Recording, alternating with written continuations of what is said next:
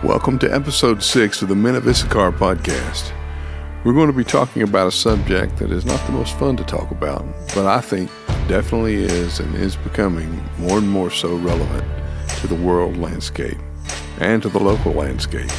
We're going to be giving you tools to gain wisdom on this subject and gain truthful and biblical perspective. And we just want to raise awareness on a subject that is creeping its way into positions of power and influence.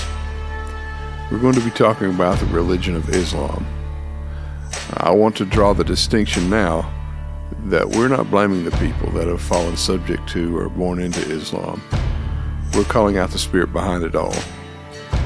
We love and pray for these folks, and our enemies are not flesh and blood, but spiritual. I think we are witnessing our country's lack of wisdom and deception give ground to the enemy. We're just saying that we need to take it back before it's too late and the deception has reached a critical threshold. So sit back, relax, and take in this conversation with Jeff Wright, Terry Gant, and myself, Jason Gaw, as we strive to be men of Issachar.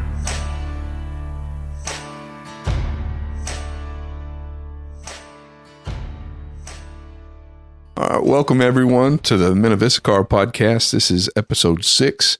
We're going to be discussing some of Raymond Ibrahim's books and talking about the Crusades. Guys, where do we go from here? Well, Raymond Ibrahim came up once earlier in a podcast with, I was doing working on a review for American Reformer. And so I had gotten an advanced copy of his most recent book, which is called The Two Swords of Christ. And it's the third in a kind of a trilogy, all three on the Crusades. They're a really good intro into the importance of the Crusades and the historical truth of the Crusades. And so he started off with Sword and Scimitar, which mostly focused on the important events of the Crusades, predominantly battles and sieges and things like that. So he followed that up with Defenders of the West, which was mini biographies of, I want to say 9 guys. It's either 9 or 10. Yeah. Maybe, I can't remember now exactly, but it's mini biographies of those guys, and they're arranged kind of chronologically. Some of them were contemporaries with each other, so they cross paths a little bit, but it goes from the very first crusade all the way kind of through where the Crusades were essentially defending the heartland of Eastern Europe, where the Ottomans were pushing their way in. So kind of through the end of the Crusades. And then the Two Swords of Christ emphasizes specifically the orders of knighthood that were church affiliated, the most famous two of which are the Hospitallers and the Templars. And he debunks a lot of Templar mythology and focuses on a lot of the events that they participated in and gets kind of down into like, what were they? What did they do? How did they come to be formed? Those kinds of things. And so that's his 3 works on that. Now, he also maintains an ongoing blog where he researches and kind of reports on Islamic violence against mostly Christians in the Middle East. That's kind of an intro to his work, I guess. And if we're kind of talking about why do we care in 2025 about these medieval efforts, the personal angle I would give to that is the government school education I had actually did touch on the Crusades, and it was just kind of basically the Crusades are bad. And the one that I remember standing out the most in that summary from my government school days was the Children's Crusade, where, basically these children were gathered together because they thought the purity of their heart would give them victory. And they just lead them out into the deserts and they're preyed upon. They get captured and made slaves and worse. And so that's really parallel to how I met Jonathan Edwards as a Puritan. Because, the vision of the Puritans you get in government school, or at least at the time that I went through it, was look at how dry and dour and awful these people are. Mm-hmm. You read Sinners in the Hands of an Angry God. And you may read The Scarlet Letter. That's a lot of people too. that and The Crucible are like the only 2 kind of literary works that anybody really touches with Puritans. Yeah. And so you get this, what I now know, incredibly biased, very, not even 2-dimensional, 1-dimensional misrepresentation of them. And it's very parallel to the Crusades. So then I get to seminary. And church history is not a major of mine, but I'm an amateur in the sense of, I think history is the greatest story. Church history is maybe the best version of it. So I'm just regularly reading church history for fascination and profit of learning from previous generations. And it wasn't a lot different. The dominant I went to a very conservative seminary, but the dominant narrative about the Crusades were this is a waste of time at best. Mm-hmm. And at worst, it's this deep compromise of the church where she would dare take up a sword. Right. And so... And everybody's assumption is always, well, they were trying to convert under force of violence. Yeah, right. Which is not typical, right? When you read Ibrahim's books, that was not usually the deal. Well, and that narrative too, I mean, really, the effect of it is to say this version of medieval Christianity is not much different from Islam. Yeah, right. They just want to force people to do what they say. And that would be, in my opinion, that's kind of the best version you're going to get in a lot of modern education settings. It's going to be, well, it was a traditional land war over resources and territory, and the Christians were allied with each other and the Muslims were allied with each other, and they just kind of fought. Religion was a pretext. And that's about, I think that comes across as more neutral. So, well, and that's still, I think, probably if you could do a broad survey in some way, kind of dominant. So some of our listeners may know the name James White. He's kind of prominent in Reformed Baptist circles. He still is kind of selling this narrative on social media anytime it comes up, sometimes in response to what Ibrahim has written. So somebody told me how great, it might have been you, Terry, could have been Nick Duncan. Somebody told me how great the book was. And in sort of my online circles, people were talking and raving about it. I read the book, and I think I mentioned this the last time we kind of talked about this briefly. I felt this deep sense of shame after Ibrahim puts all these primary sources in front of me. It's not editorial. Mm-hmm. It's not somebody telling me, look how bad these people are. It's a robust presentation from primary sources. And the conclusion I came away with was these are some of the best Christians that the world has ever seen. I was a monster for just kind of following the false narrative about them. Yeah. So if you're wondering why you care, well, friends, you may not care, but I would encourage you to start caring by picking up these books. Yeah. Jason, what was is this consistent with your education in the Crusades when you were coming up?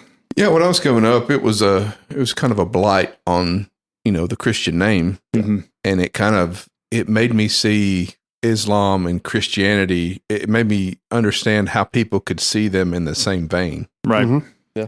The more I learned about it, it was really, like Jeff said, is eye-opening.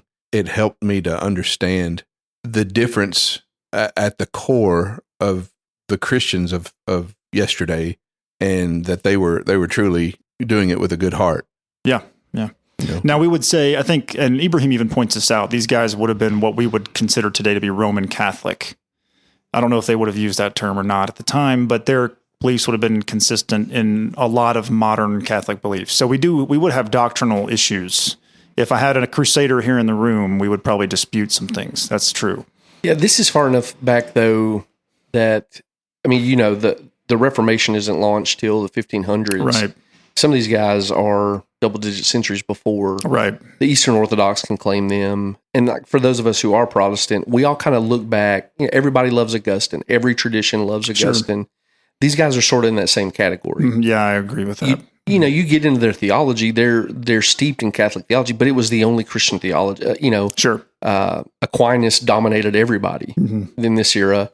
And so I guess the way I would address that is, there's historical doctrinal differences, but they had no source of comparison. Mm-hmm. And what comes across in Ibrahim, again, from primary sources, is that they had a rich devotional relationship with Christ.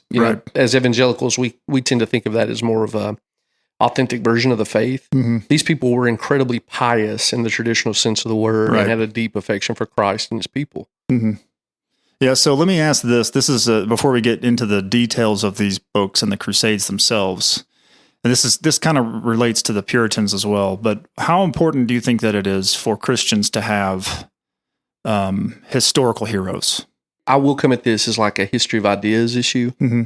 So historical heroes, one of the primary functions they serve is they give credibility to the claims of our faith. That this can be lived. It's not going to be lived perfectly, but men can attain growth in the faith, right? Right.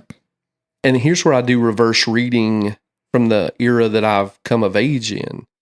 Postmodernism wants you to have no heroes. Yeah.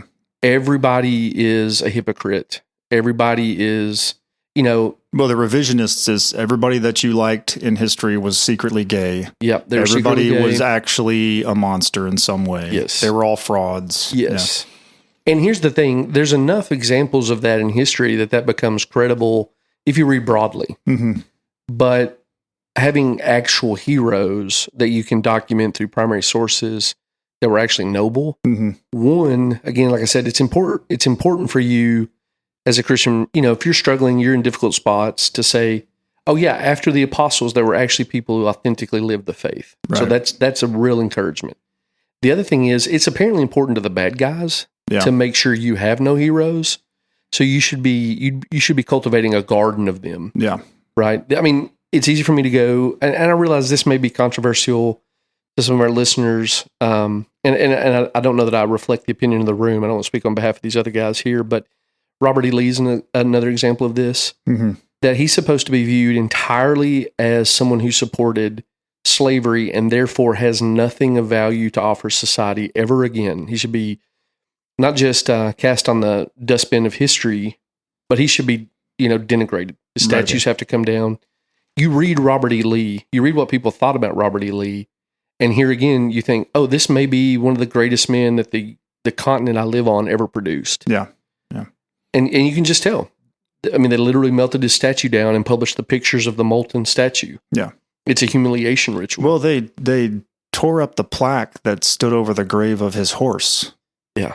I mean, and then they put up some memorial to like the horses that the Confederates were mean to or something like that. I can't remember, but it really is that ridiculous and petty. Well, and I'll touch on this later as some follow-up questions, but just to mention the tactics that Islam uses in this day and age, they use a lot of Marxist tactics, and that's one of them is rewriting history. Shining it in a bad light. Yeah, it's almost like you can see common family features and satanic endeavors. Yeah, right. It totally is. We'll get into that later, but yeah. So anyway, Terry, just to come back and put a fine point on it, I think to what degree of importance? It's not as important as gathering with your church on the Lord's Day. It's not as important as your own devotional life and your family worship time, but like right behind that. Yeah, I think fourth slot for all the reasons we've talked about. It's incredibly important. Growing up as a kid, you like action guys, soldiers and cops and firemen, and some people grow out of that and some people don't. And I like guys that did action things. And so I've had Christian heroes, guys like you mentioned, Jonathan Edwards, right? Like he did some interesting things, but I mean, mostly he was a preacher and he lived his faith and he was a good hero to have. When I read Defenders of the West, I just thought these guys are action guys and they're like, this is what it really looked like to be. And you said you had a deep sense of shame because you didn't arrive at this conclusion on your own. Like you felt like you kind of had been hoodwinked by and betrayed my brothers by letting people lie to me about them. And I feel a sense of shame when I look at that and think I'm not doing what they're doing. And that's not to say that I want to go take up sword and go, butcher people. But, we're going to get into some of the names, but the first guy, right, Godfrey, was a nobleman who mortgaged his estate and, spent great amounts of money. He wasn't the only one. The King Louis IX almost went bankrupt fighting the Crusades. And so these are guys that believed in it. And it wasn't just that they were willing to risk their skin, but they were willing to risk their family's future and livelihood in some cases. And their ancestral holdings. They took great risk to do what they believed was the right thing to do. So the Crusades, and I don't know if just to kind of echo Jeff, I don't know if I echo everyone's opinion, but I think I probably do. The Crusades were a fully justified military intervention to protect Christians from predation by Islam. That started in 1090 or so, not long after the Norman invasion of England, right? We kind of think of that almost as prehistory now. But mostly led by Franks or the French at that time. That's where all the best knights were at the time. And back when the French were great. Yeah, they were. So our first guy is Godfrey of Bouillon. Led the first crusade almost single-handedly, did all kinds of amazing things. I don't know, do we want to share some anecdotes about this? He almost cut a man in half long ways with his sword. And somebody later challenged him and said, is that story really true? This is one of those Muslim dignitaries that came to visit the kingdom of Jerusalem. after the first crusade was successful. And he was like, yeah, that did happen. And he said, well, how sharp is your sword? And he was like, well, it wasn't the sword. It was because I practiced and I'm super strong, basically. So he brought a camel into the court there, and he was like, can you chop off a camel's head in one stroke? And he was like, yeah. So he did. And he said, well, I think your sword is just super sharp. And he's like, give me a different sword. Didn't he maybe say, give me your sword? Yeah. And so he gave the Muslim dignitary, gave him his own sword, and he did the same thing to a second camel. and now someone's crying about the dead camels, probably. But which, by the way, Terry, I was thinking that exact same thing. This goes back to your point about how young Christian men have been, we've basically been told that kind of masculine display of power is bad and dangerous. So you can only Can't someone think of the camels? Yeah. You have to look up. And here's the thing. I do look up to Jonathan Edwards. I look up to John Owen. I look up to Charles Spurgeon. But those are like the only positive male role models. Right. And that you resonate with that and don't care if people are freaking out about the camels, I would just say it's a good thing. Yeah. That's great. Well, I'm sure they took them out and ate them. Like they probably didn't go to waste. I was about to say, my mind immediately goes to, that's the best meat I've ever had is camel hump. Yeah.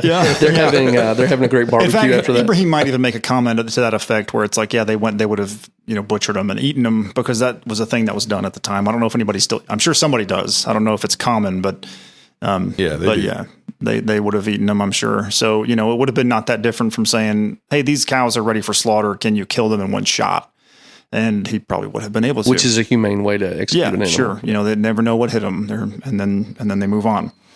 So that's an example of one of his feats. He killed a bear, right? And they were out hunting. The Muslims had adopted some scorched earth tactics, so they had to hunt to supplement their nutrition for the army that he was marching through the Anatolian mountains. And he gets jumped by a bear, and he stabs it to death with a sword.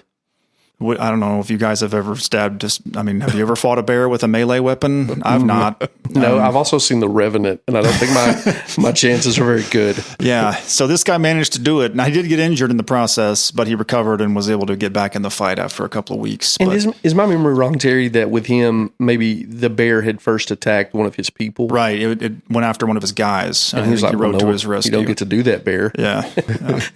Yeah, he's, all these guys literally are kings. Yeah. Is he also the one who leapt from the boat and waited? No, that was Richard. That was Richard, yeah. So Richard the Lionhearted.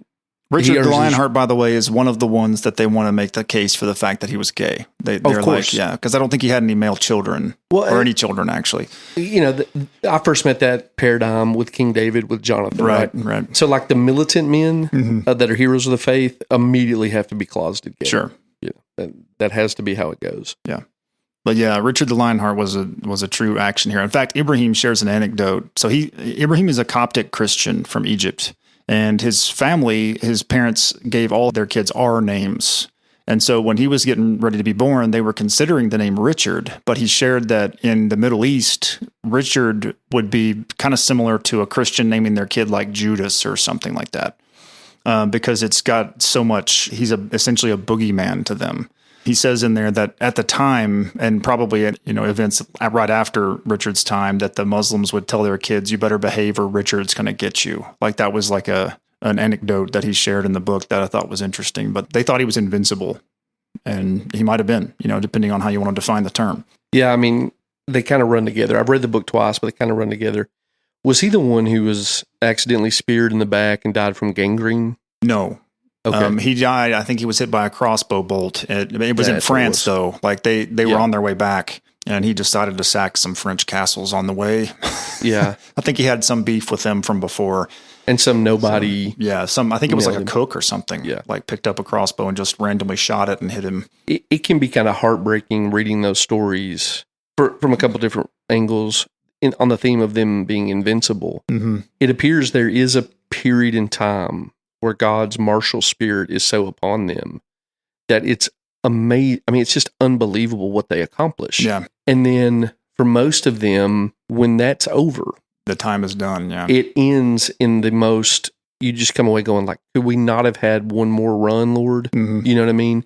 But they're struck by a bolt, or they get some kind of wasting disease. Mm-hmm. It's just stuff that comes out of nowhere. It really does seem like the Lord is like, here's your invincibility star. And when it ran out, you've exhausted yourself physically, and something inexplicable is going to take you off the planet, You got to read a new one if you like stories. If you like stories like that, because it's loaded with those. I've started it, just kind of setting the scene for the listener. So I think the primary abiding lesson is that these are men who believed the faith, thought it was worth defending, thought their people were worth defending, and put real, as you've already said, Terry, sacrificial action. And these are not national friends, right? Like these people are not, they're just Christians who are ethnically different from them. Yep. And have very competing interests. Yeah. And now some of them were pilgrims, right? Like the Franks had pilgrims that would go to the Holy Lands and they would get messed with. But a lot of it was the Christians in Armenia are calling for help.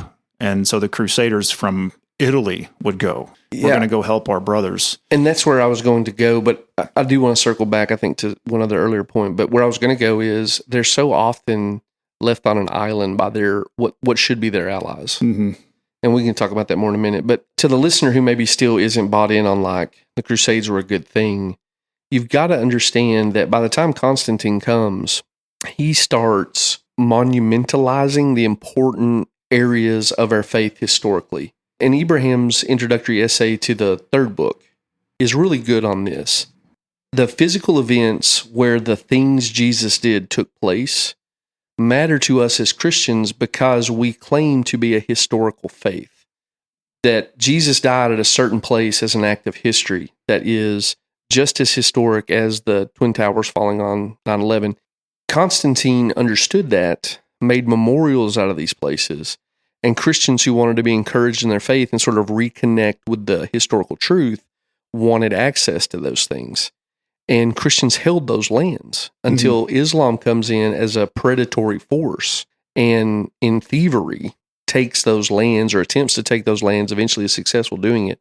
But this is not like what you said earlier. It's not a petty land squabble. Mm-hmm. These are significant factors in our faith that were subject to predation, and these crusaders rolled out to say, you just don't get to take them. Yeah, a lot of people forget, because the world we live in, the Middle East is Muslim, and that's just the way it is, right? It wasn't always that way. It wasn't, though. Yeah. That was the first place where the Christian church took root. And so all those areas that are now Muslim, North Africa, the Middle East, the Near East, Turkey, that was where the first Christian churches were.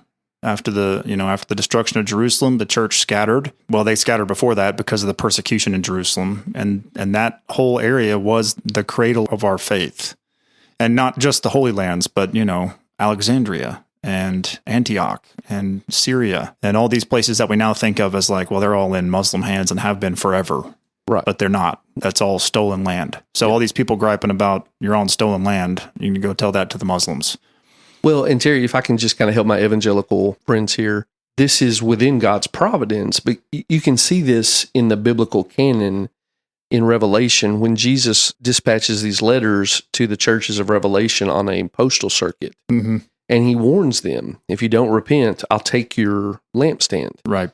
And so if you read history as God's providential action, he uses pagan nations to judge his people. Right. And so in unrepentance, I think probably Islam is this force of judgment that comes to accomplish the warning that Jesus gave. Mm-hmm.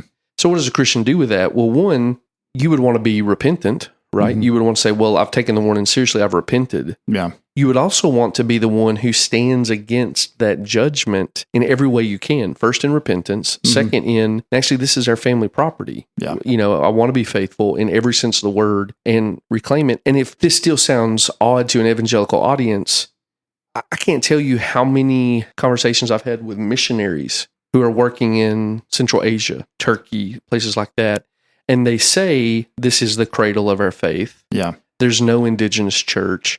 My great passion is to reestablish a church there. Mm-hmm. That is part and parcel of the same spirit that animated the Crusaders. Yeah. They wanted to reestablish what was recently taken in that area. Mm-hmm. And so if you think it's legitimate to say, well, we want to go reclaim that area for the gospel, you're in close fraternity with the Crusaders. Mm-hmm. Yeah. I want to pose a couple of questions. Being in the spirit of the men of Issachar that knew the times and knew what to do, I don't claim to know what to do, but I sure want to look for the things to do. Mm-hmm. Do you think that, and this is a big question, do you think that Islam is compatible at all with America? No. Not at all. I think Islam doesn't think it's compatible with America. Right. Mm-hmm. I'm in agreement with that, but I'm just trying to, pose these questions to help listeners understand. Yeah. So there you've got kind of two things at play. One is that America is a Christian nation and it's filled with Christians. And the other one is that its structure, its founding documents were all established with Christian nation in mind. Right. I mean, we see this now with the Somalian issues, right? And we'd be foolish to think that their religion doesn't play a role in the fact that they think it's entirely justifiable to steal everything, to move in and conquer things. They're not killing people. Well, I mean, there's crime, but they're not. This isn't an army. It's totally fine to them to just say we're just going to take whatever we can from maybe the whoever. Haitians before them. Yeah, like sure. It's just free available. And the Haitians, to be fair, are not Muslim, but they do believe in a false religion too. Right. Now, there are Christians amongst these ethnic groups, but it's really naive to think that there's any kind of significant minority of Christians amongst the Somalian refugees. And certainly a minority that could have an influence on the broader group. Right. Somalia is a Muslim country, and the people that live there are Muslims. So, and I want to play advocate for a second. Go ahead. And just say, okay, well, what about the argument of America and the freedom of religion that we have here? Yeah. Why isn't it? I mean, why doesn't that play into this conversation? Well, because nobody understands the freedom of religion in the right way. So the First Amendment, which is what most people are referring to, only bars the federal government from establishing a specific denomination of Christianity as the state church. Yeah, and listener, lock in on that state church. Right. So the comparison would be Anglicanism, right? And that's what they had departed from. So the Anglican Church is the state church of England. And you can see what shape that's in now and the state that England is in. But the idea was that the minority groups were persecuted, and that's the reason for the Great Migration that took place in the 1630s and the initial colonization that took place from 1607 to 1620 or so. When the first settlers came over from England, they were nonconformists, what were derogatorily called Puritans, because they thought the Church of England still had too much Catholicity in it. And that's the capital C. They thought it was too Romish. So they didn't want to do that way, but they were not allowed to work certain jobs, hold office. Some of them had been jailed. Couldn't preach within city limits. Right. They had restrictions on their worship. And they were told that in order to get around that, they would have to preach according to the Anglican Book of Common Prayer. Sorry, I want to say the Book of Church Order, but that's a different thing. So they didn't want to do that, even though the Book of Common Prayer is loaded with good stuff. At least the one Cranmer had a hand in. Right. They didn't agree with everything, so they thought they wanted to purify it. That was where the name came from. So they fled from there to Amsterdam. They were there for a little while because Amsterdam did have religious toleration, but they said, if we raise our kids here, they're going to lose their Englishness. They're not going to be Englishmen anymore. We need to leave. Amazing, by the way. Yeah. When you think about what they're doing. Yeah. Think about what they're doing. So they had been persecuted, hounded, bothered, run out of town by their country. But they believed so strongly in remaining Englishmen that they thought we have to go from this relatively safe, established, civilized place to wilderness. In North America, literal wilderness. There was nothing there except for some natives that were nearby. They established at great cost the American colonies. So fast forward a little bit, and our founders decided that it's not a good idea for the federal government to have the ability to decide that there must be a particular state church that is endorsed by the national federal government. It does not and did not prohibit the states from doing that, though, because at the time of the founding, when the Constitution was signed, most, if not all of the states had official churches. And the understanding was that it would be Christian churches. The idea that there would never be any religions banned is a silly one. And we know that because, like, if somebody came to this country and said, my religion authorizes cannibalism and murder, we would not tolerate that. Child sacrifice. Yeah. Now, I say that we wouldn't tolerate that, but these days I'm not as sure as I used to be. But clearly the founders knew that wouldn't be allowed. So there definitely was things off limits, and they knew that. This is kind of like the free speech idea. They had limits on that too, even though you have the right to express your opinion about what's going on. You can't literally say anything that you want anytime you want to anyone you want. There are things that you'll be held accountable for. And so when we say freedom of religion, people think, well, that just means that the government can't do anything about anyone's religion. But that's not what that amendment means. Yeah, I'm representing the more dense segment of the population in this room. And so the reason I highlighted that they forbid the establishment of a state church. Church is not a flippant stand-in synonym for any religious organization. Sure. They didn't have in mind that church was a synonym for mosque. Right. Or synagogue. Yeah. Or synagogue or whatever the Satanists gather in to mock, you know, and make use of our warped understanding of our legal documents to say things like abortion is a sacrament for us. Sure. Which they do, by the way. Yeah. They say that. There was no category for anything other than Christianity. I think I mentioned this on a previous episode. I think they had come to see, even a guy like Jefferson, who we wouldn't call an Orthodox Christian by any sense, that Christianity was the pinnacle of moral and intellectual. It was the fountainhead of those things. And it was the pinnacle of what mankind had practiced as a religion. They really didn't think we would ever back off of that conclusion. They couldn't conceive of it. Yeah. And so they're not thinking that someday someone's going to say, well, I have freedom of religion to build a mosque here and in Dearborn ring the call to prayer in a way that dominates the community. Yeah. They did not think that way. They privileged Christianity. And they did privilege Christianity, and they understood it to be the true religion, and they believed that the state should promote it. So the other thing is that, like, we, you know, in this country and in all the states severally, rape is illegal. But if you were to ask a Muslim who's serious about their faith, they would say, well, it's only illegal if it's another believer. If it's an infidel, it's fine. They're subhuman. You can't live in a society that way with them. And that's just one example. When our laws say things like you can't do that, but the Muslims say, well, yeah, you can do that. It's part of our religion. Somebody's going to have to give, right? Well, I mean, there's several instances that our morality is quite different. Even lying right is permitted in certain instances. It's about telling the whole truth. Right. You know, you can tell partial truths. You can deliberately mislead. Yes. Yeah. Well, it's even virtuous to, you know, in the Islamic system, you probably know the terminology for it, but it's a virtue to deceive non-Muslims. You can't have a society that way. Yeah, and to you bring can't this do back basic to functions like exchange goods that way. Yeah, how do you have commerce with someone who's just has no context for private property rights, fraud, or being honest in the exchange, so that you know which value is being transferred. Right. You can't have a society. You just, like, that's just anarchy at that point. It's just whoever can put one over on the other guy, and then you're into the Hobbesian state of nature. It's just whoever can take. Well, it's very advantageous to them because once it becomes a matter, kind of a Nietzschean will to power, right? They're very happy to be like, well, we're very happy to be brutal towards pagans, and so we'll put a sword to your children's neck. Yeah, and they have an upper hand in a sense when dealing with Christians because we play by a different set of rules. Yeah, sure. You know. Well, let me tell you how the Templars solved that problem.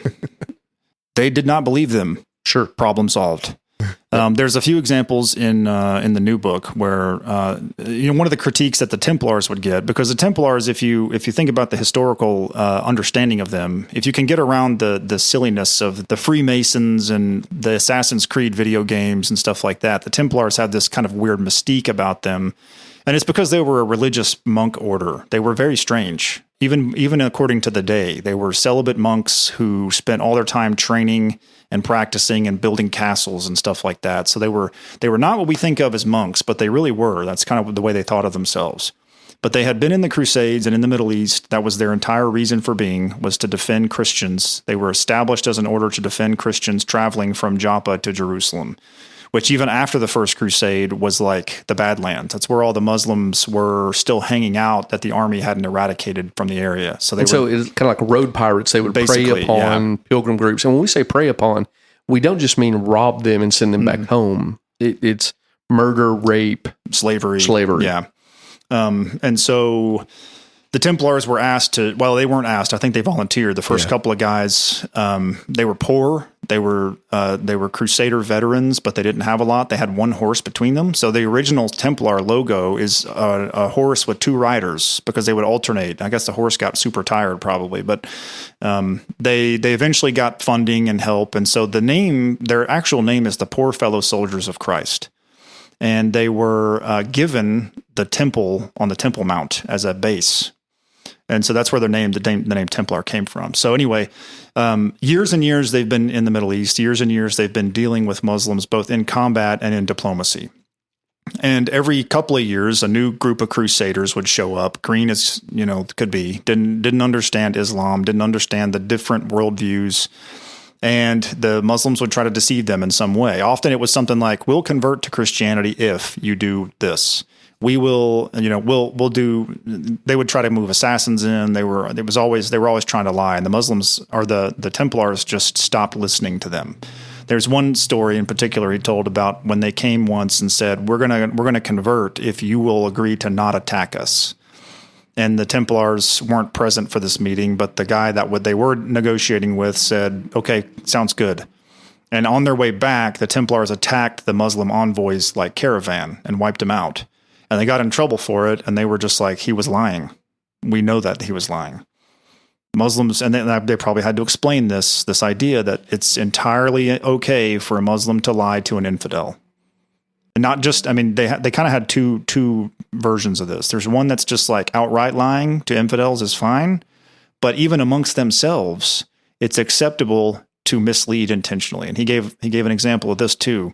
This is more of a for instance.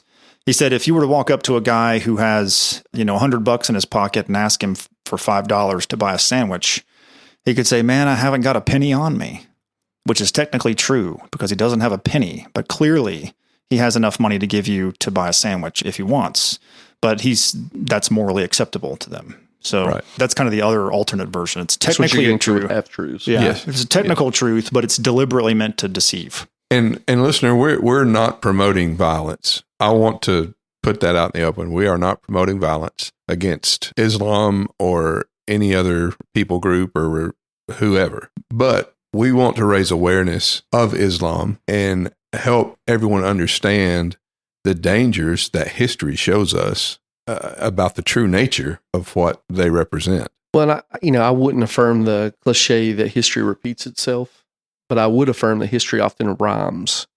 And so one of the things that Defenders did for me is it showed that there's kind of nothing new under the sun between the interactions between Christianity and Islam.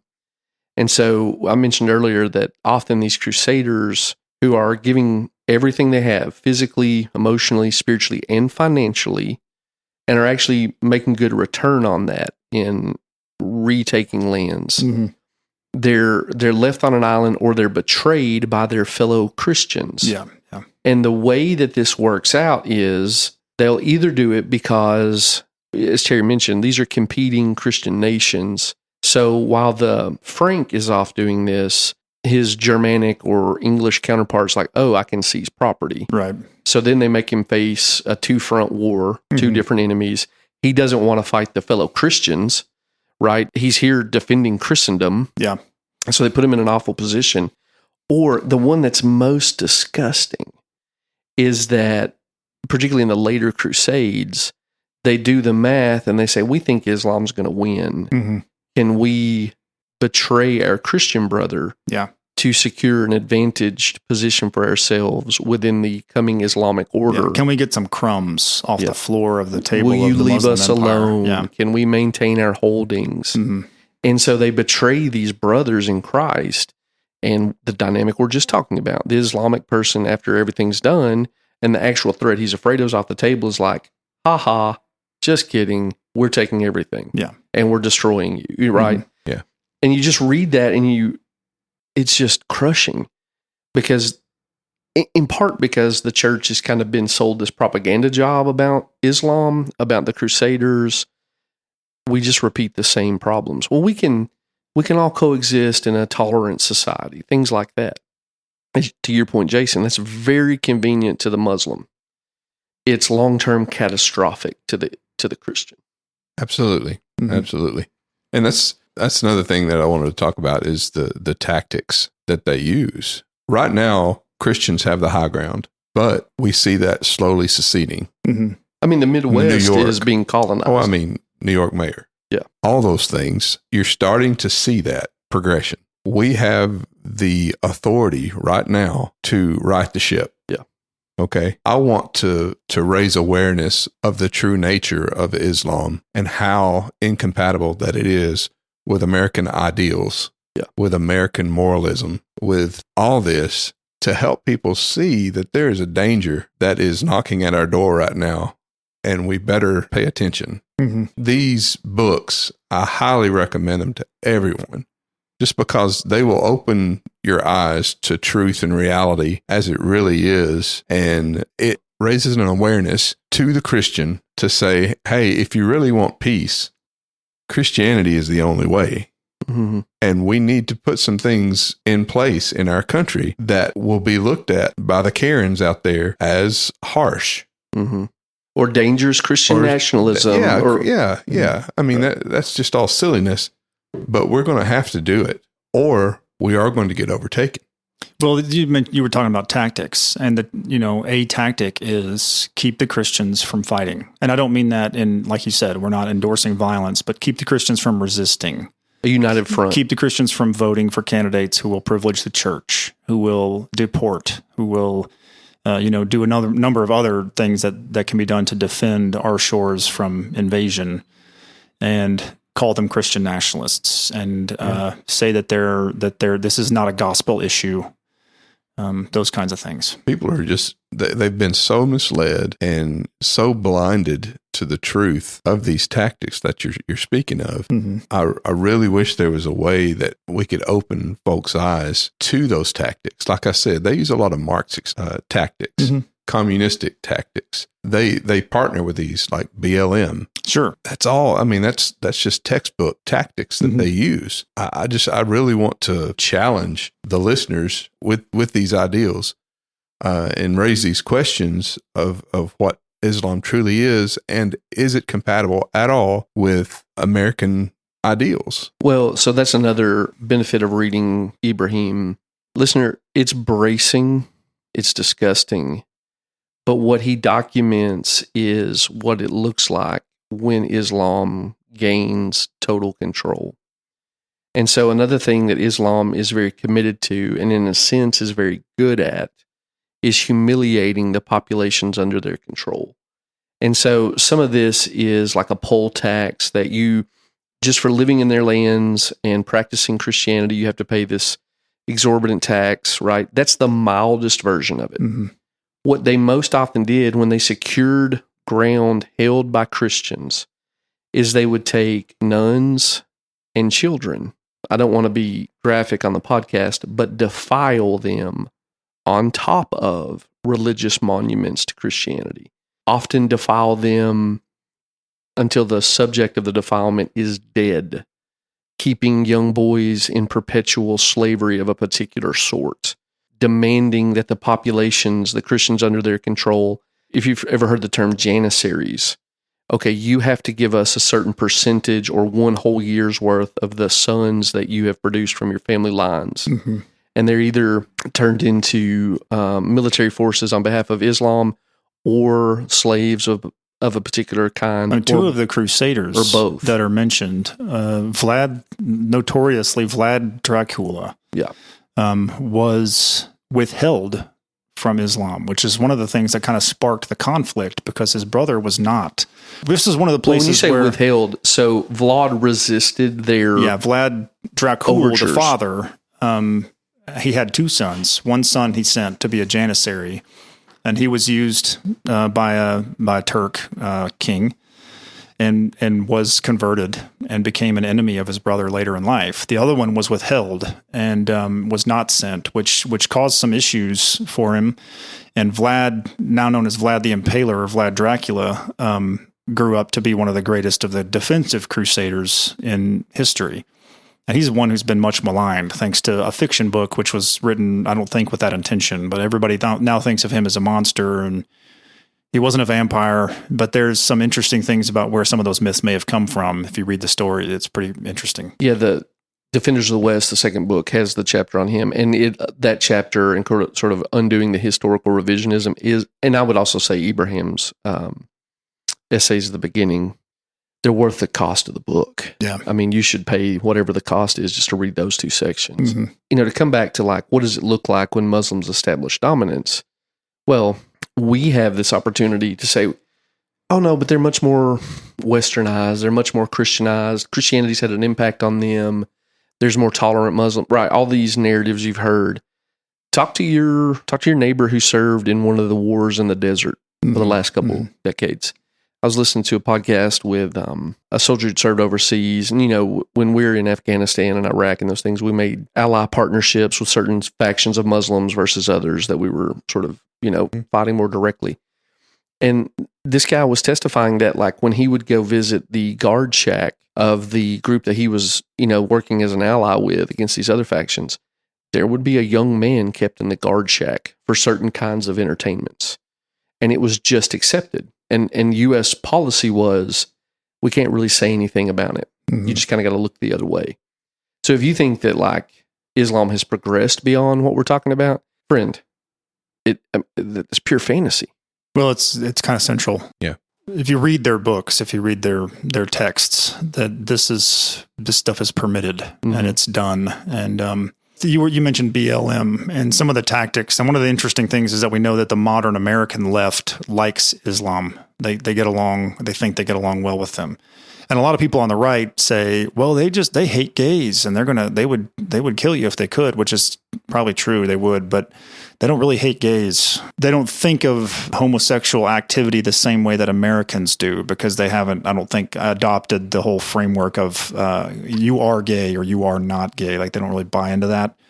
But if you're an infidel, you're basically just a chunk of meat. Like, they don't think of you as a human. So that kind of defilement is just not, they just don't think of it in the same way that we would.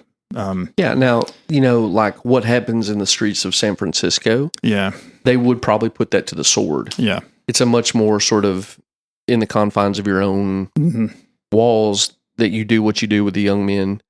But like Terry's saying, it's not antithetical in the way we would assume as Christians. Yeah. Islam is not based. Yeah. They operate in a semi-peaceful manner until they have a majority. Yep. That's what I've deduced over studying these books and things. That is where we're heading. Once they have an established majority, you will see their tactics change. Well, and this is even, if you're dependent upon legacy and corporate media for this, you're never going to see it. But if you'll even dip your toes into alternative media, YouTube, Twitter, Ibrahim's blog too. Yeah, Ibrahim's blog. If you'll just do anything outside of the tight confines of CNN, you're seeing in Dearborn, the mullahs have already reached a level of comfort that they're being very open about these things. That in Dearborn, they're saying, we're going to take this over. They're too weak to resist us. And that's late stage. Yep. They feel so confident that they are already showing we no longer feel like the deceptive tactic is needful. Right. The other positive I would say about Ibrahim, his essays. So I praised him earlier because the proper work of the books is just primary source history. Mm-hmm. And so I said it wasn't editorialized. But he does do editorial work in the introductory essays to his book. And this harkens back to something Terry mentioned earlier. By looking at the Crusaders, he is very critical, helpfully, of what we would call feminized modern Christianity that has this histamine reaction against masculine energy and masculine action.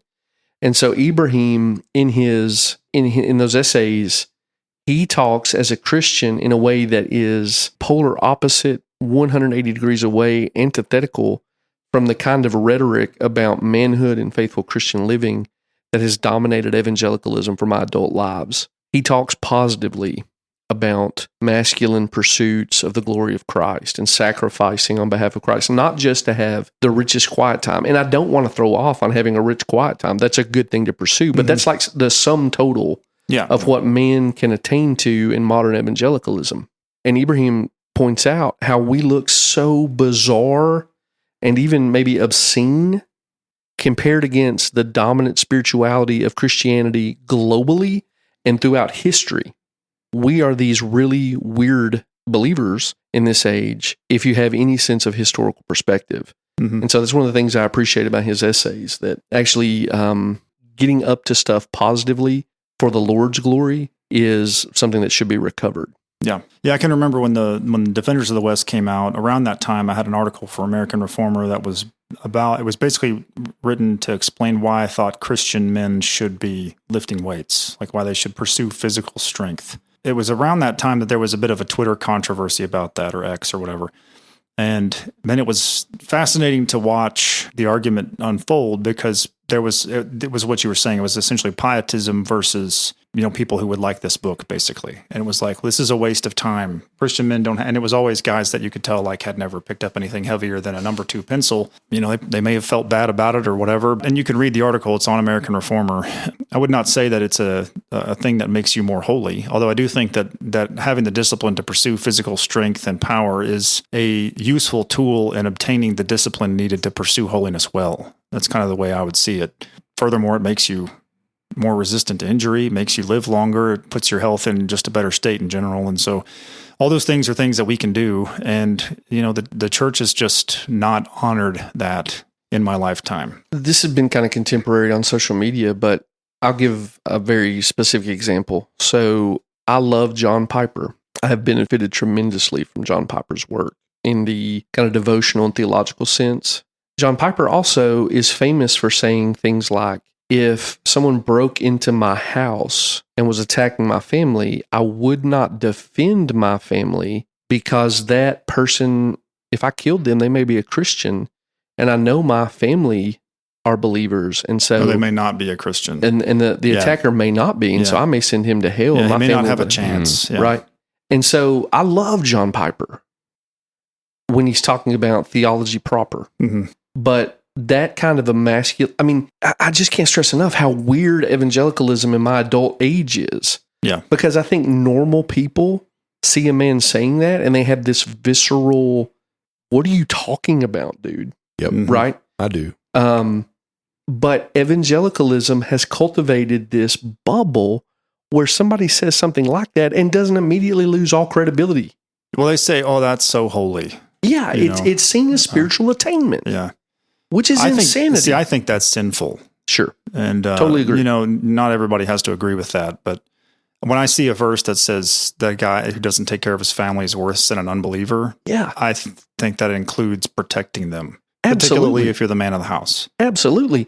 But that has been stripped out of the dominant evangelicalism of my day. And this is what we're talking about, that Ibrahim is so refreshing. Yeah. Because he just shows you all Ibrahim, these other Christians. by the way, is super jacked, if you didn't know that. Yeah, former powerlifter, right? Yeah, I think so. So, so he knows, this is a guy who's experienced, he probably has been through kind of what we're discussing. Like I look around and I see a bunch of pencil necks or guys that are just, grossly overweight, and they're our spiritual leaders and supposed to be our luminaries, for all the benefit John Piper gave us. You look at that guy and you're like, he's not super fit. Now he's an older guy. Sure. But he's always now been. You compare that to somebody like John MacArthur, right? Who was like a Division I college athlete and was in really good shape right up until the time that he had to go. We can have discussion about providence of God and the nature of when we die, but MacArthur took care of himself physically and he allowed him to have a very long ministry, a very fruitful ministry. He was able, he was with it up until, he was preaching like not long before he had to kind of go down and that was that. And I'm thinking Ibrahim's lifting weights. He's a Christian. He's looking around going like, who are my heroes? Who can I look up to that has done things that I respect? And we have to make sure that the things we respect are in alignment with what the scripture teaches. But you look at the Crusaders, and if you're a guy who thinks, I like guns and I like lifting weights and I like eating red meat, you may not be as into Jonathan Edwards. And Jonathan Edwards could have been the manliest guy ever. I don't really know him that well. But when I look at a guy who can chop a camel's head off in one stroke, I'm impressed by that. I respect that. And then I find out that this guy's a true believer, a man who laid his life on the line, a man who, when they won the crusade, they tried to make him king of Jerusalem. And he said, I will not wear a crown of gold where my Savior wore a crown of thorns. And so he took the title of Lord Protector of Jerusalem. I would follow that man into battle. Absolutely. If he was in here. Yeah. If that guy said, we're going to Dearborn. Now, again, we're not advocating that. But, you listen to people like that. This is a guy who's lived it. And I can't help but think Ibrahim's looking around, not at a loss for who a hero can be. And he turns to history and he finds these guys and it just captures his imagination, and it did mine. Yeah. Well, and I'll just bolster that point, Terry. So he's Coptic. Right. And Coptic is sort of in fellowship with the East under what we would call Eastern Orthodoxy. I don't think anybody who knows me thinks I'm some kind of doctrinal squish. I draw pretty tight lines doctrinally. Right. But the Coptics, again, is family history. It's part of their story to be on the front line of interactions with Islam. Right. So if you can think, I'm assuming because we're Southerners in the room, there's a real sense, at least in my circles, that the Civil War isn't really history. that it still has a presence in our lives and our culture for Southerners. Yeah. Maybe you don't relate to that, listener, but I'm just telling you that's part of my sense of myself in history. Well, for the Copts, interaction with Islam is still sort of that deal. Yeah. And so while they're still there dealing with it. Right. Yeah. So doctrinally, I've got some real significant criticisms of Coptic Christianity. But a few years ago, there was a video that went viral. There were, I think, 7 Coptic Christians, and I think they were in orange jumpsuits. They'd been kidnapped by militant Islamists, or that's probably redundant. They'd been kidnapped by some of their neighbors. And they were on a beach, and they were commanded to renounce Christ. To a man, they basically died saying, Jesus Christ is Lord, and they were executed on the beach. If that kind of faith, we don't have as evangelicals a vision for conquering Christianity, but we do have a vision of martyrdom Christianity that we still see as glorious. These are the Coptic Christians. This is the tradition that he's in. Mm-hmm. And so it's not just I want to be a Chad who can arm wrestle everybody into submission, but these are people who, if they have the opportunity to conquer and establish good things for Christianity, they do that. If they're in a position where they can't and they're being pressed to renounce Christ or die, they choose death. I don't know how you can't gravitate to that kind of faith. Mm-hmm. And I think it speaks incredibly well of their faith. Well, again, where I would say on paper, doctrinally, I think there are real questions with your understanding of the faith. But if you die in the face of a sword that's going to, end your life right there, and the last thing you say on earth is Jesus Christ is Lord, I think the Spirit of God is present there, and I'm going to give you the benefit of the doubt. Yeah. And that's the kind of faith that I hope to cultivate in myself and among my people. Ibrahim's a really great gateway. No, I'm not trying to tell you to become Coptic. I'm not trying to tell you to become Eastern Orthodox. I would want the Coptics to all be Baptist if I could make, exactly. And they would be spiritually healthier if they were. Mm-hmm. But nonetheless, this is a vision of Christianity that's historic, global, and gets down to the roots of who the person is. As an evangelical, you could be like, yeah, I can see why that would be helpful to me. Yeah. So the overall narrative of the Crusades has been told to us wrong, and it was fought in defense of Christian pilgrims. And later crusades were fought in defense of Christian lands that were being actively invaded.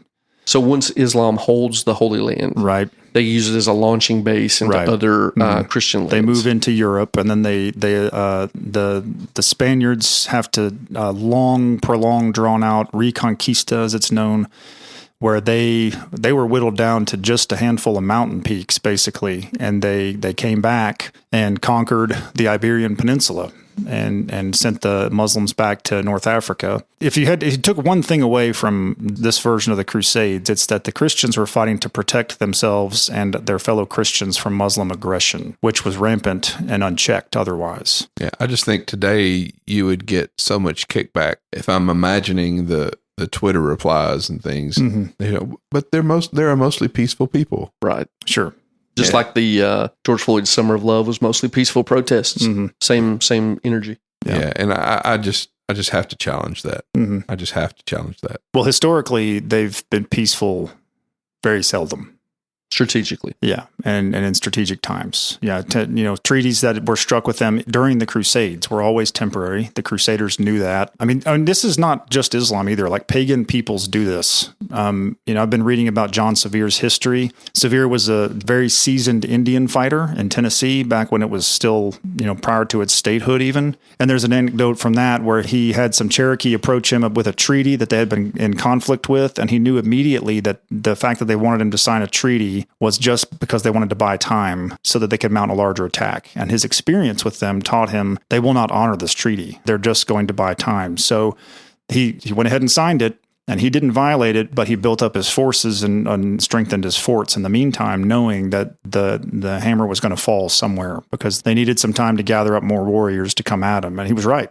Yeah. This is a thing that non-believers are okay with, is just lying to everyone so that they can win a strategic advantage. So what can we do as Christians to help folks understand, and even what can we implement in our communities or even in our government to further this action? Well, the first thing that I would take as a lesson from the Crusaders is that the best defense is a good offense. So conservatives historically are very retreatist in the sense that we want to build families, We want to build livelihoods. We want to be about the good business of the language of Scripture is a quiet and peaceful life. What that means is we want to be left alone, and we basically fight only for the goal of being left alone.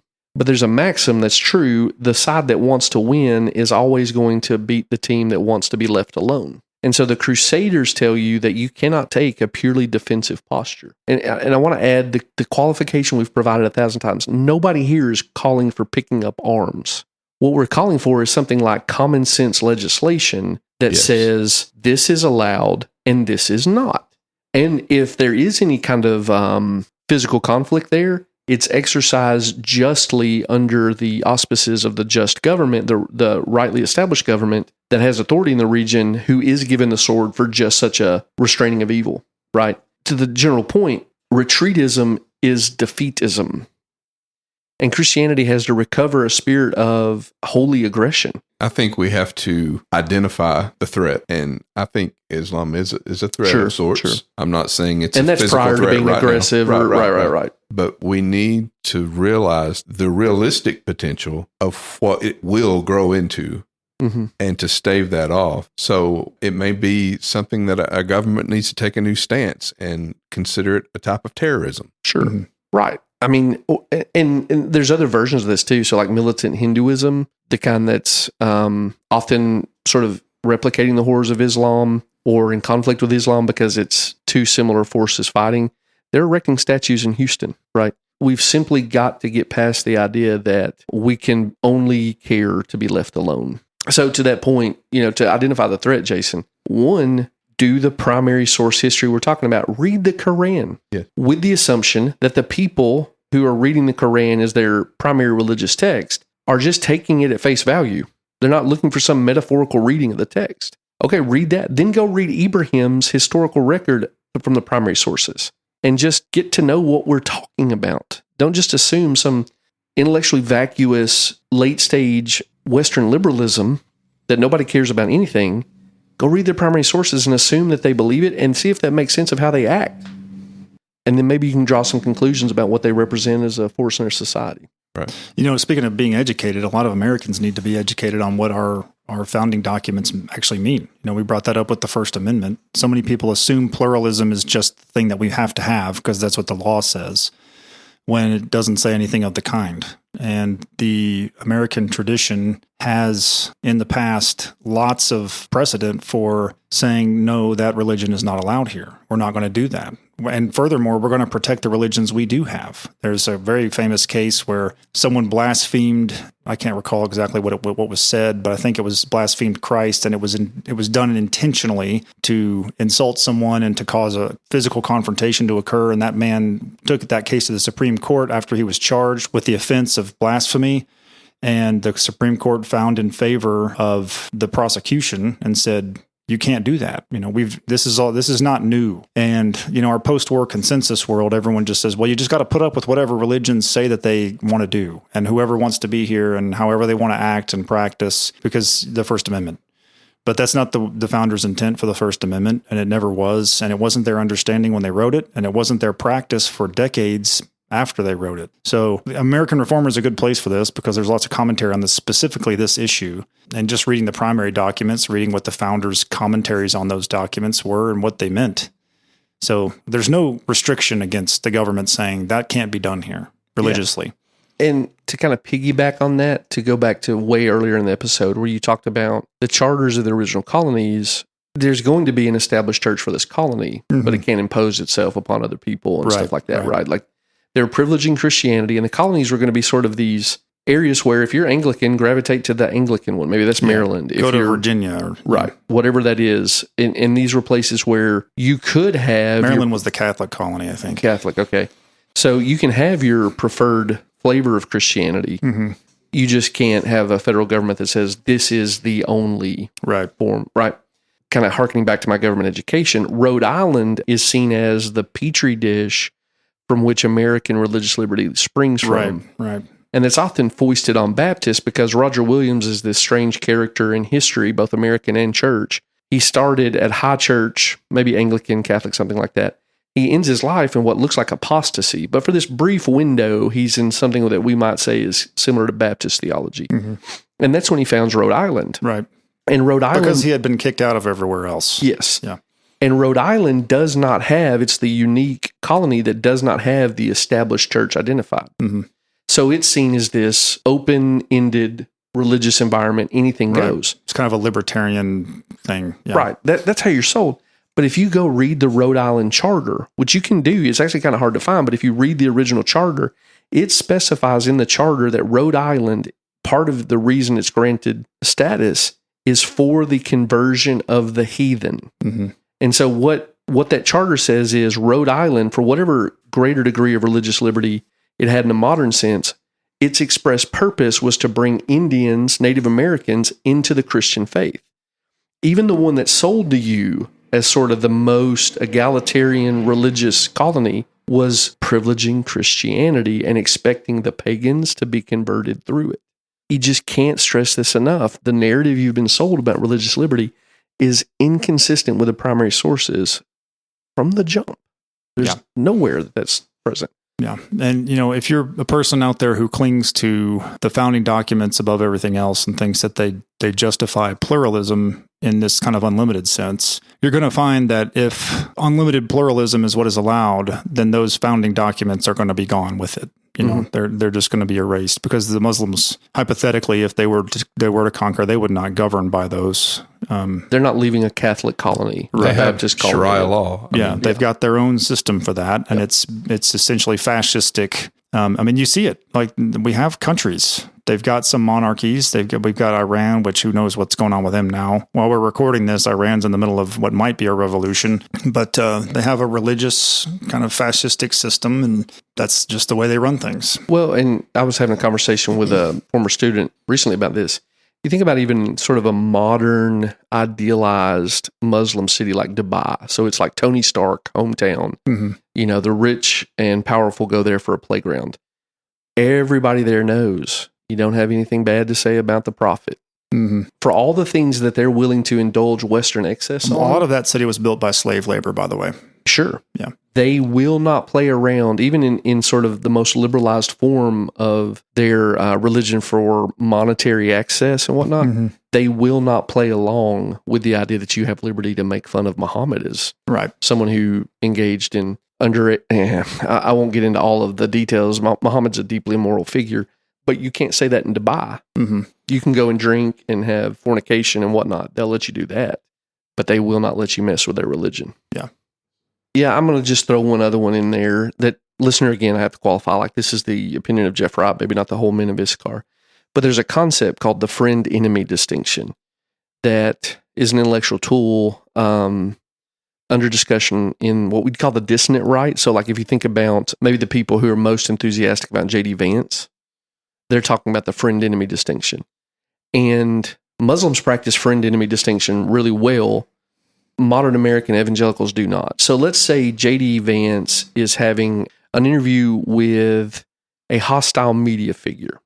And in that interview, he uses a 4-letter word. Nobody here is going to endorse using vulgar language. Nobody here is enthusiastic about that, promoting that, right? But the friend-enemy distinction would say J.D. is a friend, and he may have made an error there. The hostile media member who's interviewing him is an enemy. And so we're not going to criticize JD in the way the enemy would, because it bolsters the enemy who would destroy us along with JD if he could. We may have a private conversation with a guy like JD and be like, man, really, we need you to kind of button up your language. But what we're not going to do is leap on his failure there as an opportunity to show how superior we are in our pietism, how superior we are in not being that kind of Christian in a way that feeds the desires of the people who would just destroy all of us if they could. And I think one of the things that Ibrahim's work suggests to us, what the Crusaders suggest to us, is that we should remember who our friends and our enemies are and deal with them in those appropriate categories. Yeah. So, listener, one thing, this is post-Crusaders, but we have to talk about it. One, the Crusaders would have been happy to have these, I think. But yes. You go ahead. Jason, who I wish you could see the studio we're in. Jason is just this guru of tech and audio and whatnot. So we just come in and talk. Jason does all this other incredible stuff. Well, this other incredible thing he's done is that he has brought us these bare knuckle work gloves. And we talked on previous episodes about like wanting to get a pair, whatnot. So he's brought them in, and I have used a lot of work gloves in my life.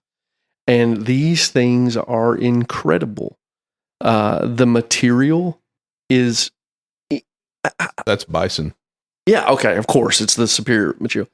If you've ever gotten into a high-end vehicle and then had to get into your car, you're just kind of depressed by... I was a valet in college, so yeah. I was always depressed. Yeah, I mean, you shut a Volvo door and you're like, oh, that thing's going to withstand an atomic bomb. You shut your Geo Tracker's door and you're like, I would be very happy if this thing survives the potholes on the way home. And that's the experience of dealing with these bare knuckle gloves. Like the first time I put them on, I thought, oh, this is what a work glove feels like. This is what a work glove feels like. I bet I won't wear a hole in this by the end of the week. Yeah. So we have the D451 bare knuckle work glove. Brown leather, some black highlighting on the... Black trim on the fringe and in the knuckles. These are amazing, Jason. Yeah, bare knuckles, they continue to impress me. So listener, if you want to get yourself a pair, you go to their website and put in Issachar as a keyword, and you can get 15% off. So you'll be supporting the show too. So you get to get a good pair of gloves, support a good company, and help us.